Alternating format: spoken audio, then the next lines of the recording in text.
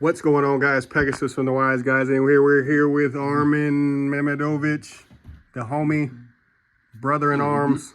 Yeah, he's Armin. He went XO with Cash, so Cash rules everything around me. We're just gonna jump straight into it. You know, he got a little bit of packs. He hadn't played this deck in a while, and then he kind of picked it up over the last week. We talked a lot of theory, and without further ado, we're just gonna jump straight into it. Got triple Kashtira Fenrir max rarity. I see you. I see you with the ultis, big bro. I see you with the ultis. I see you. I see you. Can't say enough about Fenrir. Triple unicorn. Again, this went back to 3 obviously a while ago, and everybody knows what unicorn does, searching the spells. And then double Kashtira Rise Heart. Just 2? Is 2 the right number, you think? So 3 is bricky. 3 is bricky in his opinion, and then 1, I just don't feel like you ever see it enough. So I definitely agree with 2 being the perfect number optimally for me and him. Kashtira Ogre, we both love this card immensely. It can completely controls. So is it more about controlling the top 5 or the trap? The trap, yeah. So we both love the card just because of the trap, but the controlling the top 5 cards comes up for me at least a lot. And every time I see him play testing or in locals or in a bigger event, I definitely see the same thing with him. And then obviously you got Scare Claw, Kashtira, the blank out card. You have to play 1. Too good of a card not to play 1. I used to play 2 myself, but that's just me. We're here for Armin, and Armin is main decking Lava Golem. How good? 6 times today. I definitely saw about 2 or 3 of them myself, but Lava Golem is just insane right now. And main deck wise, you just won't see it coming. And why not? Because you're pretty much gonna clap everybody every time with it. Then triple Shifter. Now I get it. Triple Ash Blossom. Triple Ghost Mourner. This is for Baron access. So basically it could be Bell, but it's like Mourner is just good in more, I guess, across more random-ish matchups. Definitely our locals, and he likes the Baron stuff, so it is what it is with that. The field spell, you got 3 field spells, 3 Kashtira Theosis, 3 Kashtira Birth. If it ain't broke, don't fix it. I don't know why people always play around with the ratios. Just max out on them. Stop playing games with them. You got double Sacred Sword of 7 stars. Now, he swears that by this card. I can't stand the card. But then again, I watch him win with the card twice today. So it's like, is it that good? Probably could be a better card. Definitely has kind of seen a rise in popularity since Prosperity and Rise Heart isn't a thing anymore. I would just highly recommend playing Sacred Sword because he swears by this card.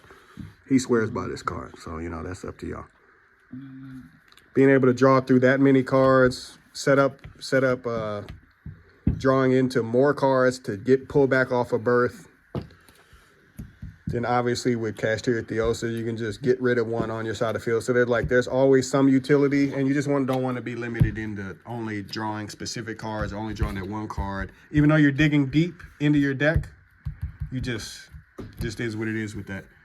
Obviously, with Kashtira Ogre, you have the search target of Kashtira Big Bang. You don't banish this quite as much, but searching Big Bang and then setting it definitely is a power play. Setting it.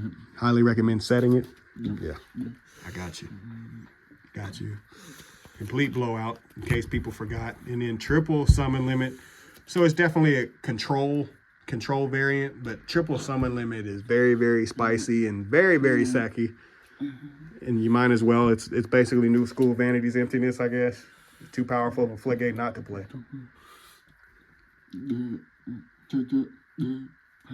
Yeah. There's only so much you can do.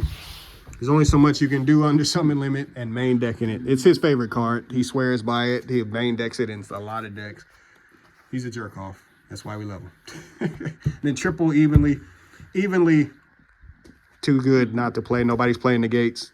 Everybody's getting blown out by the same stuff. Why try to even interact with them? You got double Link Spider. Okay, well, we know where we're going with this. You got the package for the Heat Soul stuff. You got G Golem, or no, this is Crystal Heart. G Golem Crystal Heart, my bad. Let me get the full name right.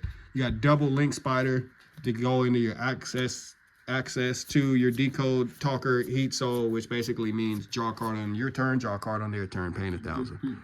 Still really, really good. I personally like Kali Yuga, but this is definitely better than Kali Yuga. And then drawing into the summon limits, drawing into the stuff that he needs, like the Evenleys, the Ash Blossoms. It just goes without saying how strong that is. And if you have any kind of setup or any kind of hand traps already and you're adding to it, with the Heat Soul, it just becomes broken at that point. Yeah. And you just learn broken. Can you show broken again? So broken. Just so you remember. Sign language for broken is, do it one more time. One more time. Broken. Okay. You got a diner to clear. Clear. Yeah. Diner to clear itself out of the way. You definitely got to have one. Access code talker. Good. So with Heat Soul, let's see, you have earth, fire, water. So you get plenty of targets. I get it. So 3 different is definitely an easy setup for access code, and it's like you might as well. I got you. How many times? 1, 2. Yeah. I definitely saw it once today. I didn't know. Double Shangri-La. Yeah, just to pull you into, if you get pulled into a grind game, you definitely want to at least consider having more than just the one. But sometimes one is enough. If you're really, really elite with the day, you only really need one. But it is good to have a second. Draco. The combo basically is special summon the 2 tokens, make the Link Spiders, then make him, then pull back the Link Spider, and then make him. Just in case you've never seen it before. If you need to see it, I'm pretty sure it's somewhere on the internet. But if you need to see it, let us know down in the comments.